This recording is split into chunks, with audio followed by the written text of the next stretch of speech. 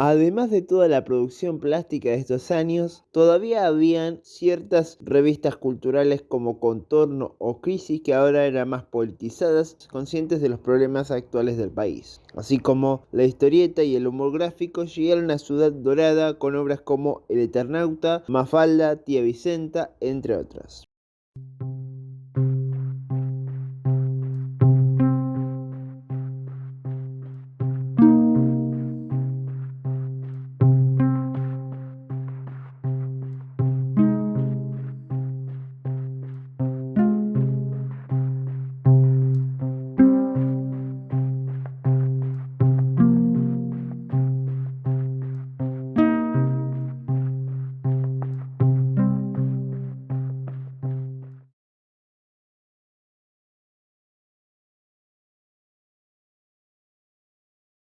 Después de las publicaciones de la década infame como Revista Sur o Conducta, durante la etapa de los primeros dos gobiernos peronistas, hubo algunas nuevas revistas como Los Anales de Buenos Aires, dirigida por Jorge Luis Borges, o Realidad, en la que participaron Eduardo Mallea, Ezequiel Martínez Estrada y muchos otros que lograron compartir tanto la literatura argentina como universal. También en este periodo, sobre todo desde la década de 1950, hubo cada vez más revistas especializadas, desde Más Allá, revista de contenido de ciencia ficción, una versión argentina de la norteamericana Galaxy Science Fiction, pasando por Propósitos, otra publicación de Leonidas Barletta, y que en este caso era aún más política. Y ahí es donde entra asimismo Contorno, revista dirigida por Ismael Viñas y que tuvo como colaboradores a su hermano David Viñas, Noé Chitric, Tulio Alperín Dongui, León Rotzekner, una revista de crítica literaria que marcó todo el pensamiento político de algunos de los jóvenes intelectuales de esta época. Tuvo solo 10 números, pero fue muy importante debido a que registró los cambios políticos desde el final del primer peronismo hasta el gobierno de Frondizi, así como puso un nuevo enfoque en la literatura nacional e incluso llegó a criticar a la revista Sur y su directora Victoria Ocampo. Ya en los años 60 aparecieron muchas más publicaciones como Tiempo de Cine o Cine Hoy, en el caso de revista de cine,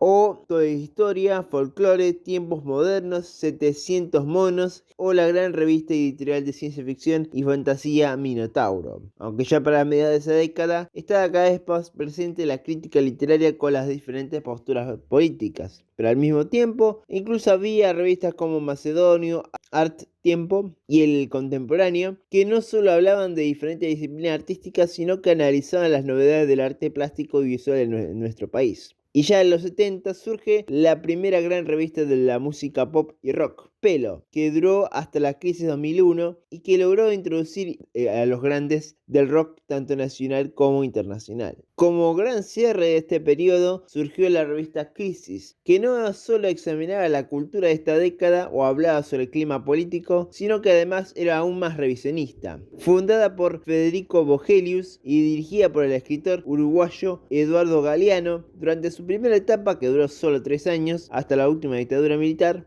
y que tuvo 40 números. Entre sus colaboradores contó a gigantes de la literatura y del periodismo como Julio Cortázar, Haroldo Conti, Osvaldo Soriano, Rodolfo Walsh, Tomás Eloy Martínez, Ricardo Gleiser, Liliana Hecker y artistas como Hermenegildo Sabat, Roberto Fontana Rosa y Renata Schusheim, entre otros. Además produjeron biografías de personajes de la historia latinoamericana como el Che Guevara, Neruda o Artigas, así como divulgaron obras de grandes artistas europeos y latinoamericanos. Pero lo que realmente distinguió y produjo su final fue su revisionismo histórico, demostrar ese otro lado que no forma parte de la historia oficial. Debido a esto y poco después del cierre, a su fundador, Vogelius, fue secuestrado y se lo mantuvo detenido hasta 1980. Durante la etapa de la última dictadura hubo algunas nuevas revistas, pero a la vez la censura fue muy dura y se publicaron revistas que se distribuyeron de manera subterránea. En el caso del humor gráfico y la historieta, ya a mediados de los años 40 ocurre una mayor producción de estas publicaciones, así como la brecha narrativa entre ambas disciplinas se va a hacer cada vez más grande durante la llamada época dorada. Después de Rico Tipo, aparecen grandes editoriales como la editorial Columba o Abril, mientras que en el caso de la revista Cascabel se dedican a hablar más de la situación internacional con la Segunda Guerra Mundial y dejar un poco atrás a las cuestiones políticas locales. Aunque Cascabel también será el primer medio humorístico en satirizar a la figura de Juan Domingo Perón, pero luego será clausurada en 1947 y al mismo tiempo surgen varias revistas en favor del peronismo. Un año antes ya había aparecido la revista italo-argentina Mysterix, que en principio traían al país historietas italianas más relacionadas con el género de la aventura. La editorial Abril, que publicaba Salgari y Mysterix en 1950, publica el primer trabajo de uno de los mejores guionistas argentinos de todos los tiempos, Héctor Germán Oesterheld, en su cuarta revista, Cine Misterio.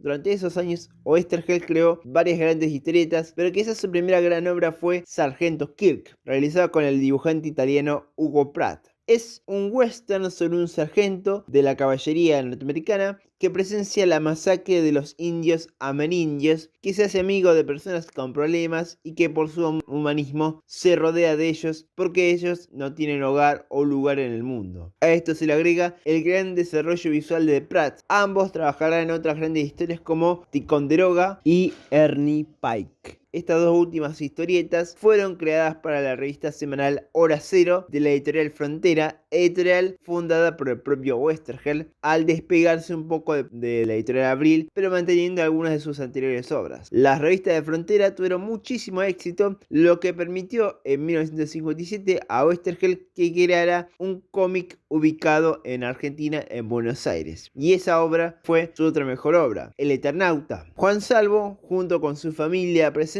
la llegada de extraterrestres al país durante un día nevado, de cómo van sucediendo los combates entre estos visitantes y el ejército, y a la vez trata de salvar a su familia y amigos. Lo interesante de esta obra es que primero Oesterheld crea esta obra como una metáfora de los tiempos de las guerras y grandes crímenes contra la humanidad, y segundo que existen múltiples lecturas de cada parte de la historia. Luego de esto, Oesterheld realizará historietas de ciencia ficción o fantasía como Sherlock Time o Mort Cinder, con dibujantes de la talla de Francisco Solano López o Alberto Breccia. Y hasta incluso hará historias más politizadas como La vida del Che o Evita, o una segunda parte del Eternauta, donde al igual que las dictaduras argentinas, los extraterrestres oprimen cada vez más a los humanos. En los años 60 y 70 la historieta empieza su decadencia por la llegada de la televisión y una mayor censura. Algunas de las mejores historietas son publicadas en diarios, como es el caso de Mafalda, la niña idealista que busca un mundo mejor, o en libros, como sucede con la historieta de Oski, que ilustra grandes relatos históricos y culturales, o por ejemplo La mujer sentada, gran obra del artista Copy, radicado en Francia, que cuenta las relaciones de un hijo con su madre y de estos personajes con su autor. Aunque también aparecen algunas grandes revistas ya en los años 70 como Satiricón o Hortensia, que más allá de que algunas de estas fueron cerradas por el gobierno, lograron llegar a otros grandes rincones del país y sobrevivir a los duros momentos de nuestra historia, como ocurrirá más tarde con Humor Registrado. Esta etapa se cierra con historietas como El Loco Chávez y humoristas como Crist Caloy, Fontana Rosa y Hermenegildo Sabat. Y ya nos acercamos hacia el final de esta tercera parte.